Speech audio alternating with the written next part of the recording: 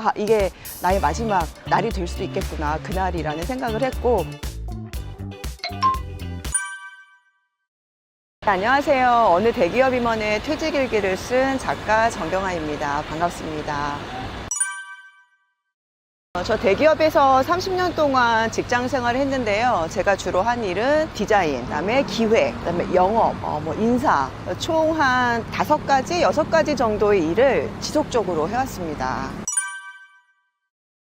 직장 다닐 때는 오전 시간이 가장 바쁜 시간이죠. 보통 8시 정도까지 출근을 하면 아침 업무하고 미팅하고 회의하고 가장 집중적으로 일할 시간이 출근해서부터 점심시간까지의 한 3-4시간 정도였어요. 그래서 지금 이 시간에 아침 시간에 와서 아침 시간에 거리를 걷고 차를 마시고 하는 일은 제 생전에는 한 번도 없었던 굉장히 낯선 경험이기도 합니다. 사람들이 저를 좀 인정해주는 것 같은 그런 느낌이 되게 좋았고요. 그다음에 처우도 굉장히 많이 달라져서 급여 굉장히 많이 올랐고, 차 지원되고 학자금 지원되고 여러 가지 것들이 지원이 좀 빵빵하게 돼서 거기에 대해서 굉장히 많이 좋았고요. 무엇보다도 제가 그동안 열심히 노력했던 결과를 이룬 것 같은 생각이 들어서 스스로에게 좀 보상을 해주는 것 같은 그런 느낌이어서 굉장히 좋았던 것 같아요.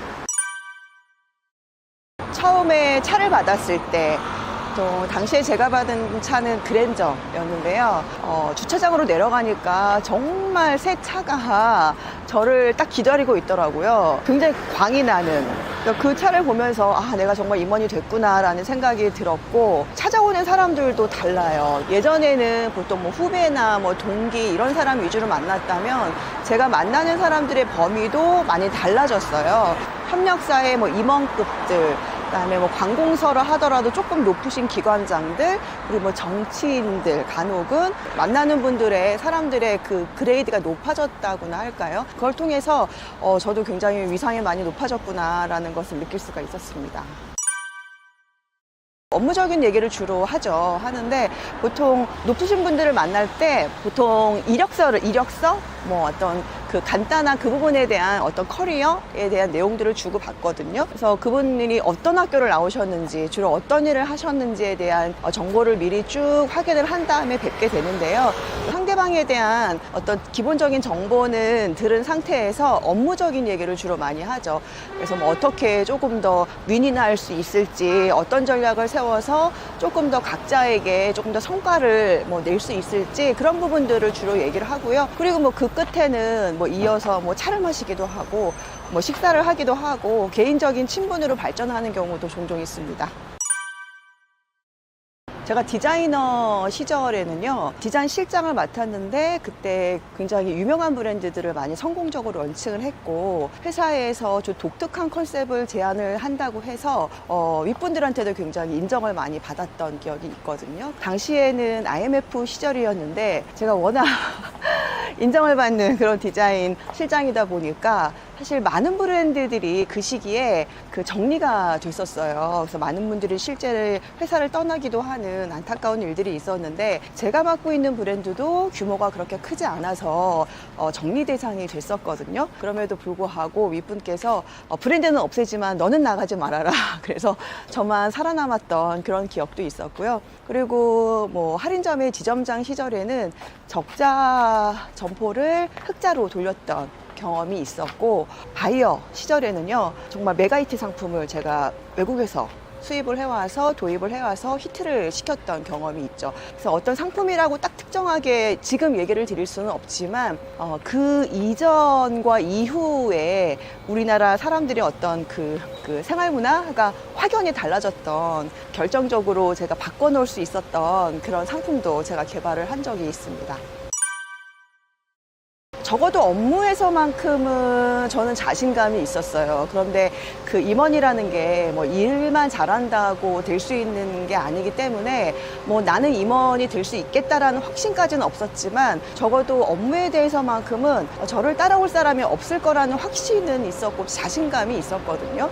그래서 저는 근데 한 번도 임원이 되고 싶어서 임원이 되기 위해서 일을 한다거나 그런 적은 없었어요. 제가 워낙 일을 즐기기도 했고 성과를 낼 때 때마다 뭐 사람들의 인정이나 뭐 이런 부분들이 좋아서 그것을 즐기다 보니까 점점 더 일에 매진하게 됐고, 그 끝은 저는 정말 자타공이 나는 일잘러였고 굉장히 성과도 많이 낸 그런 사람이었습니다. 그래서 하다 보니까 임원이 되었네요.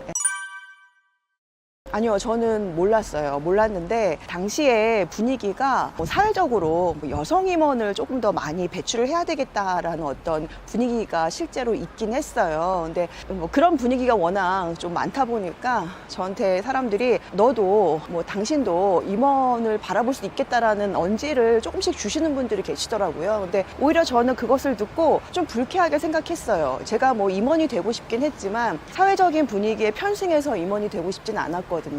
그래서 그냥 흘러들었는데 그 말을 하도 많이 듣다 보니까 과연 나도 그러면 임원이 될 수 있을까라는 생각이 언제부턴가 들기 시작했고, 그러다 보니까 어느 순간 임원이 되었네요. 기뻤던 순간은 부장으로 승진했을 때였어요.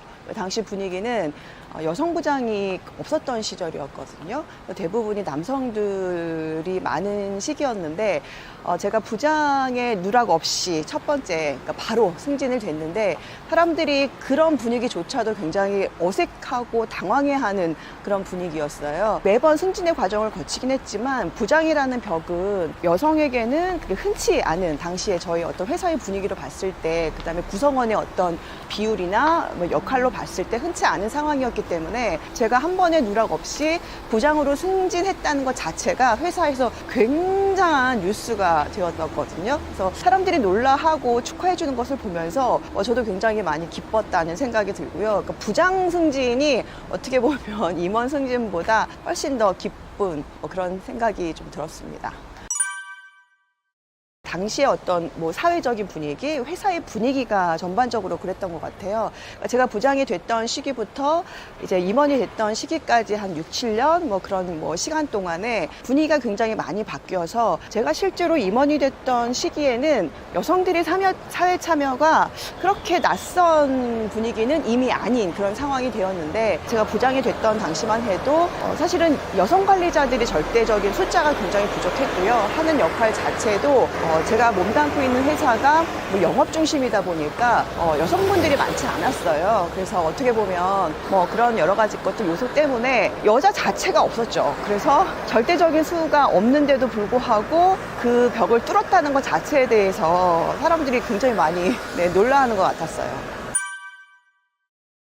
제가 그쯤에서 회사를 나가게 될 거라는 생각은 하고 있었어요. 왜냐하면 1년 전에 제가 회사에 좀 주변 부서로 발령이 났거든요. 그래서 1년 동안 언제 그만두라는 얘기를 들어도 뭐 희한할 거 없겠다, 이상할 거 없겠다라는 생각을 하고 있었던 상황이었는데, 외부에서 회의를 하고 있는데 인사부 임원이 전화를 하셨어요. 그래서 보는 순간 느꼈죠. 이게 특별한 전화겠구나. 왜냐하면 금요일 오후였거든요. 보통 임원 인사는 금요일 오후에 좀 많이 진행이 되어져요. 시기적으로도 그때가 10월이어서 임원 인사 시기였기 때문에 여러 가지가 딱 맞아 떨어져서 이게 나의 마지막 날이 될 수도 있겠구나, 그날이라는 생각을 했고, 그래서 이제 오라는 곳으로 가봤더니 저 말고도 많은 분들이 이미 앉아 계시더라고요. 그래서 거기서 대표님께 오늘이 마지막이다라는 얘기를 들었고, 굉장히 짧은 시간 안에 마무리를 하고 대표님과 마지막 악수를 하고 그렇게 회사를 마무리하게 되었습니다. 아직도 그때 생각을 하면 약간 꿈속에 있는 것 같은 그런 생각이 들어요. 이렇게 정말 스틸컷이라고 해야 되나요? 순간 짧게, 순간 탁 지나갈 때마다 이게 꿈인가 뭐 현실인가 라는 생각이 들 정도로 당시에는 정말 아무 생각도 나지 않았고 기억이 별로 없습니다. 그 장면은 머리에 있는데 그때 제가 어떤 느낌이었는지에 대한 기억은 사실은 없어요. 여기 계신 분들은 올해가 마지막인 분들이십니다. 네, 애쓰셨습니다. 근데 그보다 한두 마디로, 말은 굉장히 짧았지만 저는 그 말이 100만 마디 이상의 의미를 갖고 있다고 생각을 해요. 말을 많이 해야만 뭐 위로가 되는 것도 아니고, 뭐 감사의 표현을 하는 것도 아니고, 뭐 상황을 정리시킬 수 있는 것도 아니잖아요. 생각해보면 짧은 말이 100만 마디보다 훨씬 이상의 효과가 있었던 것 같아요. 저는 아직도 감사한 게 그 대표님의 그 음성에서 대표님이 그 해 나가는 임원들에 대한 마음을 느낄 수 있었거든요. 굉장히 감사했다. 그리고 그 짧은 말이 전후가 굉장히 크게 상황을 가르더라. 그래서 저는 평생 대표님이 마지막 저에게 하셨던 얘기를 잊지 못할 것 같아요. 그러니까 저희 인생은 그 말씀을 듣기 이전과 이후로 나뉘는 것 같아요. 사실 임원들은 포카페이스라고 하잖아요. 내가 아무리 어떤 마음을 갖고 있어도 그것들을 있는 그대로 드러내지 않는데 그 자리도 사실 그랬던 것 같아요. 그래서 모두의 마음은 굉장히 안타깝고 정말 절망적이었을 텐데 그것들이 표정으로 나타나는 분들은 거의 많지 않았어요. 저 역시도 그냥 편안한 표정을 짓고 있었고 저는 느낄 수 있었죠. 저분이 평상시와 다르게 굉장히 노력하시는구나, 표정 관리 하시는구나 라는 느낌은 들 수 있었지만 그래도 적어도 뭐 대놓고 저항을 한다거나 정말 불만을 터뜨린다거나 그런 분 한 분도 안 계시고 정말 젠틀하게 잘 마무리될 수 있었어요. 네. 제가 그 말을 듣고 사무실로 내려오니까 그때부터는 모든 일이 굉장히 일사천리 빠르게 지나가더라고요. 제가 사무실에 내려오니까 이미 후배들은 제 상황을 알고 다들 저를 기다리고 인사할 준비를 하고 있었고, 인사할 준비라기보다는 사람들이 많지 않았어요. 아무래도 제가 저를 만나기가 불편해서 그럴까? 아무튼 사무실에 많지 않았는데 그때부터는 후배들도 그렇고 모두 이제 제가 떠나가야 빨리 떠나가고 빨리 자리를 비워줘야만이 모든 것이 자연스러울 수 있는 그런 분위기였기 때문에 후배도 그렇고 바로 이어서 총무팀 직원이 내려와서 이후 제가 어떤 절차를 밟아야 되는지를 바로 설명을 해주더라고요. 차도 반납을 했고 법인카드 얘기도 했고 이런 것들을 다 정리를 하고 제가 통보를 듣고 마지막 사무실을 나오기까지는 1시간이 걸리지 않은 것 같아요. 굉장히 빠르게 진행이 되어져서 이게 꿈인가 생신가라는 생각이 들었고 언제부터 회사를 나오면 안 된다라는 얘기를 한 번도 해주신 적이 없어서 실제로 그날이 금요일이었는데요. 그 다음 날 월요일 날 회사를 갈 뻔했어요. 짐을 다 싸고 회사 갈 준비를 하고 문 딱 나가려고 하는데 우리 가족이 어디 가냐고 잡는 바람에 다시 출근을 안 하고 네, 집에 있었던 그런 기억이 있어요. 회사에 대한 서운함은 솔직히 없을 순 없죠. 없을 순 없는데 어떻게 보면 제가 29년 동안 받았던 감사함이 훨씬 컸기 때문에 제가 회사에 대해서 좀 아쉬운 거는 마지막 1년이었거든요. 그래서 그냥 그 1년의 서운함을 29년의 감사함으로 그냥 참아야 된다고 생각을 했고요. 그 서운함을 내비치는 것 자체가 저는 굉장히 좀 쪽팔리는 거라고 생각을 했어요. 그래서 나 혼자 그냥 안고 가면 될 일을 내가 이렇게 너 서운해요. 왜 나를 이렇게 만들었어요? 라고 항변하는 것 자체가 나의 부족함을 인정하는 거고 내가 회사 없이는 살 수 없다라는 것을 정말 순순히 정말 인정하는 게 되는 거기 때문에 그런 모습을 마지막에 보여주기 싫었고요. 서운함이 있었죠. 근데 내비치지는 않았습니다. 그냥 그때 드는 생각은 빨리 내가 이 상황을 안정을 잡고 더 크게 성공을 해서 그래서 이 서운함 따위는 빨리 잊어버리도록 하는 게 회사를 위해서도 좋고 나를 위해서도 좋다라는 생각이 들었는데요. 두고두고도 아쉬운 거는 회사를 그만두게 된 계기가 물론 제 업무 능력 때문이기도 하고 결정적으로는 성과가 크지 않아서이긴 했는데 제가 마지막으로 직장 생활을 했던 시기에 담당했던 업무가 상품을 매입하는 그런 역할이었어요. 근데 당시에 화학적 이슈가, 환경적 이슈가 굉장히 크게 터져서 제가 담당하고 있는 상품이 대부분이 그 환경적 이슈의 소용돌이 안에 있었던 그런 상품이었거든요. 그래서 어떤 소비자들의 인식 자체가 굉장히 부정적으로 돌아서 있었고 상품의 소비량 자체도 절대적으로 굉장히 줄어있는 상태였기 때문에 직격탄을 맞을 수밖에 없었거든요. 소비자들의 구매력이 떨어지다 보니까. 근데 그거는 제 개인의 역량으로 극복하기에는 굉장히 한계가 있더라고요. 전체적인 나라의 분위기나 어떤 국민의 분위기가 그러하기 때문에 그래서 결국 저는 그거를 뛰어넘을 수 없었는데 그래서 이거는 내 실력 때문이 아니라 환경 때문이다, 상황 때문이다 라는 얘기를 하고 싶었지만 사실 그런 어떤 변명조차도 허용되지 않는 게 저는 임원의 역할이라고 생각을 하기 때문에 그냥 제가 안아야 될 몫이라고 생각을 했어요. 제가 다시 직장으로 돌아간다면 저는 올인하지는 않을 것 같아요. 그리고 제가 책을 펴게 된 이유도 직장인분들이 많이 지금 뭐 허튼 꿈에 사로잡혀서 정말 허황된 꿈에 사로잡혀서 살고 있다는 생각이 들거든요. 직장을 다니는 동안에는 직장에서 거두는 성공이 내 인생 최고의 성공이고 하나밖에 없는 유일한 성공이라고 생각을 하는데요. 그게 아니더라고요. 그러니까 직장에서의 시간은 길어봤자 30년이고 아마 지금 재직을 하고 계시고 일하시는 분들은 그거보다 훨씬 더 짧은 시간을 직장을 다니실 텐데 그래봐야 내 인생의 20, 30%밖에 되지 않는 직장에 올인한다는 것 자체가 저는 굉장히 바보 같은 짓이다라는 생각을 하게 되고요. 제가 다시 직장으로 돌아간다면 그렇게 올인하지는 않을 것 같아요. 그래서 많은 분들이 그렇게 물어보시더라고요.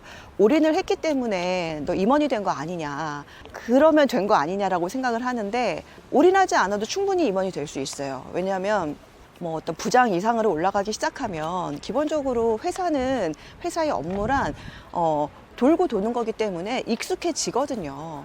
그래서 오히려 나태하게 지내기도 하고 뭐 개인적인 취미 활동이나 여러 가지 것들을 즐기시는 분들도 많으실 텐데 그러느니 차라리 그런 시간을 빼고 본인의 뭐 미래를 위한 계획에 좀 집중하라는 얘기를 드리고 싶고요. 제가 다시 직장으로 돌아간다 하더라도 사실 저는 엄청 열심히 일을 한다고 했지만 구석구석 제 삶의 빈 시간들이 분명히 있었거든요. 가끔 뭐 술도 많이 마셨고 뭐 후배들이랑 놀러 다니기도 했고 저는 굉장히 열심히 일했다고 뭐 자부하지만 그럼에도 진짜 뭐 24시간 내내 밥 먹자마자 계속 일만 했던 건 아니었거든요. 그 중간중간에 빈 시간들이 분명히 있었고 제가 컨트롤 하려면 얼마든지 어떤 여유 있는 시간의 여유를 확보할 수 있었기 때문에 그런 부분들만 잘 활용을 해도 저는 미래를 위한 충분한 계획을 세우는데 시간을 확보할 수 있을 거다라는 생각을 들고요. 제가 직장인분들한테 얘기하고 싶은 또 하나는 직장이 그렇게 만만한 곳이 아니에요. 여러분들이 평가하는 여러분들과 직장이 여러분을 평가하는 여러분과는 굉장한 갭이 있을 거예요. 그런데 많은 직장인들이 그걸 몰라요. 일단 부장이 되고 나면 내가 이번까지 해볼 거야. 나 잘할 수 있어. 라는 스스로 희망 고문을 한단 말이죠. 근데 그거는 정말 말 그대로 고문일 뿐이에요. 여러분들이 제가 보기에는 임원이 될 가능성은요 99%는 되지 않아요. 왜냐하면 대기업 임원은 1%밖에 될 수 없기 때문에 99명의 사람들은 임원이 될 수도 없고 그대로 회사를 나가야 될 텐데 너무 막연하게 잘 될 거야 라는 생각을만 가지고 직장 생활을 한다는 것 자체가 근거가 없는 것이 아닐까.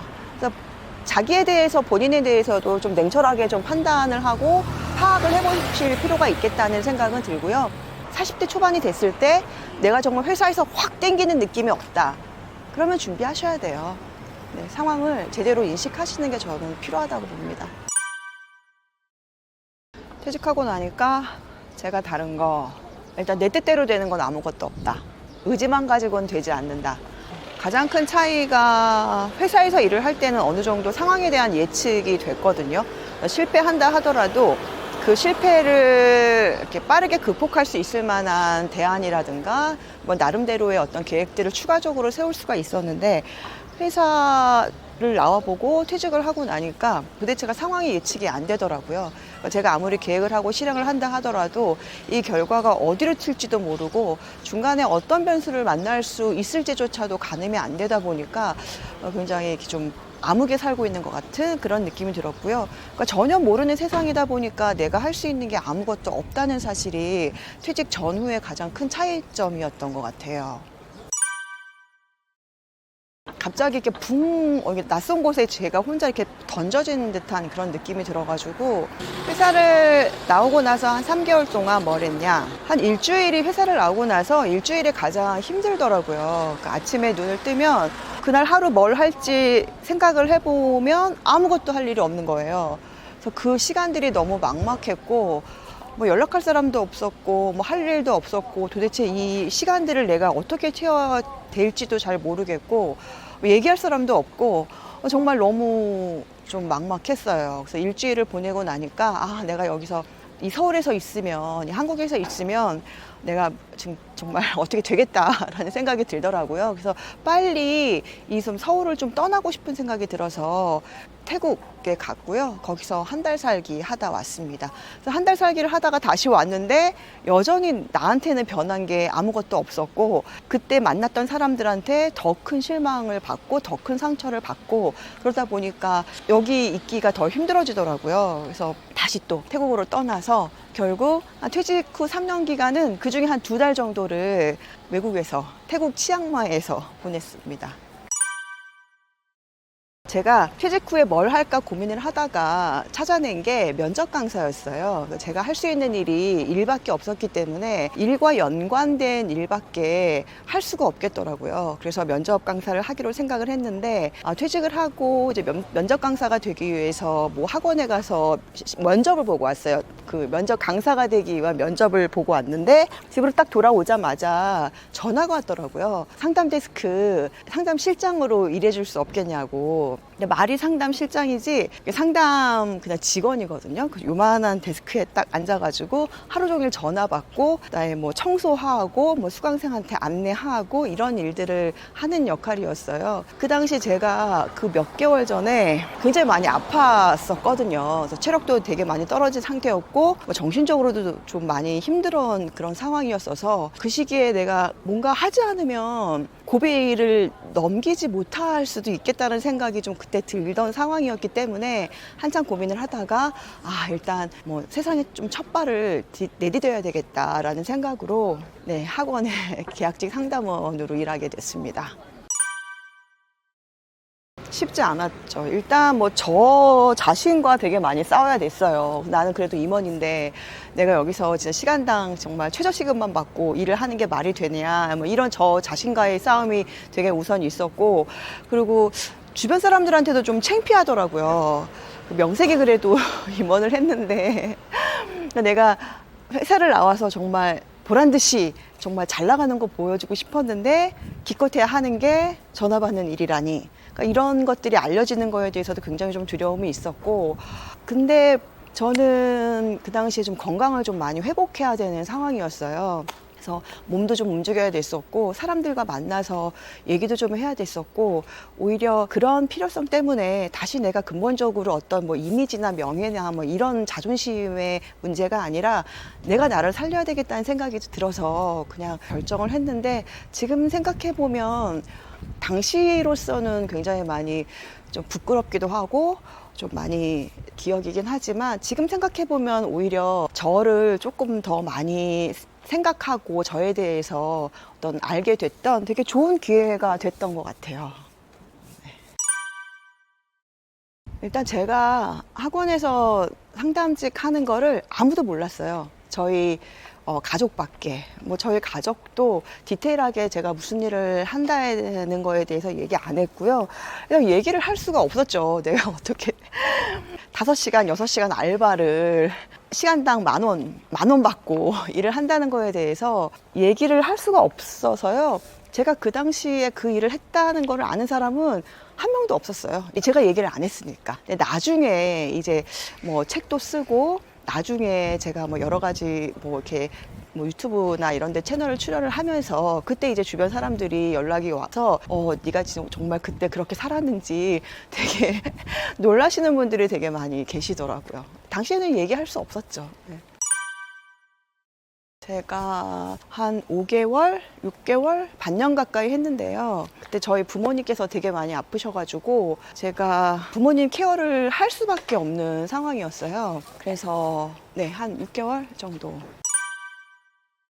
한 1년 정도는 부모님 케어만 오로지 했어요. 저희 친정엄마도 되게 편찮으셨고, 친정아빠도 굉장히 아파서 그냥 수시로 구급차에 실려서 응급실 가셔야 했거든요. 그래서 뭐 많게는 일주일에 뭐 한두 번 이렇게 응급실에 계속 모시고 가야 되다 보니까 제가 다른 일을 도대체가 할 수가 없는 상황이었어요. 언제 부모님한테 연락이 와서 불려갈지도 모르기 때문에 케어를 해드려야 되니까 더 병원에 묶여 있어야 되는 그런 상황들이 반복돼서 1년은 거의 제 시기에 부모님만 오로지 케어를 했던 그런 시기였어요.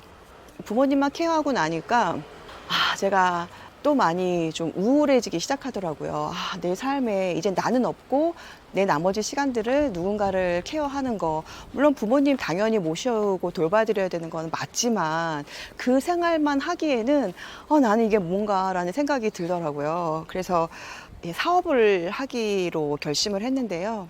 퇴직하기 전에도 언젠가 내가 기회가 되면 사업을 해야 되겠다라는 생각을 하고 있었고, 그리고 제가 면접에 대해서 좀 많이 자신감도 좀 있었고, 실제로 가르쳐 보고 나니까 이 친구들이 많이 합격을 하더라고요. 그래서 이 기회에 면접을 사업화해야 되겠다라는 생각으로 면접 학원을 차리게 됐거든요. 근데 결과적으로는 잘 안 됐어요. 왜냐하면 이게 제가 해보니까 면접을 잘 가르친다고 해서 면접 학원을 잘 운영하는 건 또 아니더라고요. 그러니까 가르치는 것과 실제로 사업을 하는 것과는 좀 다른 문제더라고요. 그 시기에 코로나도 있었고, 그래서 거의 제가 1년 정도 했는데요. 돈을 엄청 까먹었습니다. 비싼 수업료를 내고, 물론 그것을 통해서 얻은 것도 있었죠. 근데 제가 너무 섣불리 정말 열정만 가지고 시작을 했구나라는 정말 뼈아픈 경험이었어요. 회사는 시스템이잖아요. 직장인분들이 가장 착각하고 계신 게 회사에서 일을 잘하면 내가 나와서도 모든 일을 잘 할 거다라고 착각을 하세요. 근데 우리가 회사에서 일을 할 때는 조직 속에서 일을 하는 거기 때문에 선배도 있고 후배도 있고 모든 주변에 돈도 있고 여러 가지, 그리고 회사가 전체적으로 어떤 방어막이 돼줄 수도 있고 다 갖추어진 시스템이란 말이죠. 근데 퇴직을 하고 나서 내가 사업을 할 때는 정말 하나부터 열까지 다 내가 할 수밖에 없어요. 위치를 사무실을 구하러 다니는 것부터 마케팅을 하는 것부터 아이템을 선정하는 것부터 대출을 받는 것부터 영업 허가를 맡는 것부터 모두 다 제가 해야 되는데, 제가 그걸 통해서 느낀 게 내가 진짜 할 수 있는 게 해본 일이 그 안에 별로 없었구나. 어떤 불굴의 도전 정신으로 그냥 어떤 눈치로 그냥 하긴 하지만 다 처음 하는 일이다 보니까 시행착오가 되게 많을 수밖에 없죠. 완전 차원이 달라요. 그 퇴직 후에 기본 자영업자 사업이 100가지 일을 한다면 직장 내에서 할 수 있는 일은 그 100가지 일 중에 한두 가지? 근데 직장 다닐 때는 그걸 몰라요. 직장에서 하는 한두 가지 일이 나와서의 100가지 일 중에 정말 극히 일부라는 거를 몰라요. 그렇기 때문에 직장에서 잘 나갔던 분들은 자신감 가지고 나와서도 뭐든지 다 잘할 수 있을 거다라는 생각을 하게 되는데요. 경험해 보니까 알겠더라고요. 이게 정말 지고 들어가는 게임이었구나 라는 생각을 나중에 하고 나니까 알게 되더라고요. 창업은 일단은 하지 마라. 창업하지 마라. 창업을 하고 싶다면 일단 창업할 아이템, 그러니까 창업이랑 동종의 업체에 들어가서 최소한 5년 이상은 경험해보고 나와라. 그랬을 때 그거보다 잘할 자신이 있고 거기에서 문제점을 한 10가지 이상 지적할 수 있고 그것을 내가 보완해서 할 수 있다면 그때 해라. 이런 얘기를 하고 싶네요. 그러니까 직장인이 창업을 하는 거 성공 사례 되게 많잖아요. 근데 성공하신 분들만 나와서 그 얘기를 하기 때문에 성공 사례가 많은 것처럼 보이는 거고요. 실제 성공 확률은 그렇게 높지 않아요. 좋은 것만 보지 마시고 실패했던 사례들도 좀 많이 보셔서, 그리고 그 성공하는 사람이 나일 거다라는 오만은 좀 버리셨으면 좋겠다는 생각이 좀 들어요. 글쓰기 포털에 저희 퇴직 이야기를 올렸을 때요, 많은 분들이 힘을 주시고 위로를 해주시더라고요. 그래서 그 힘을 통해서 저도 정말 많이 에너지를 얻고 다시 일어설 수 있는 계기가 됐었거든요. 그때 제가 느낀 게 우리 퇴직자들은 정말 주변에 제가 그렇게 많이 계신 줄도 몰랐고 다들 그렇게 힘들게 사시고 계신 줄도 몰랐어요. 물론 잘 사시고 여유롭게 사시는 분들도 많으시겠지만 많은 퇴직자분들께서 좀 많이 우울해하시고 스스로 싸우시면서 사시는 것 같더라고요. 그래서 그분들께는 일단은 포기하지 마시라는 얘기 해드리고 싶고요.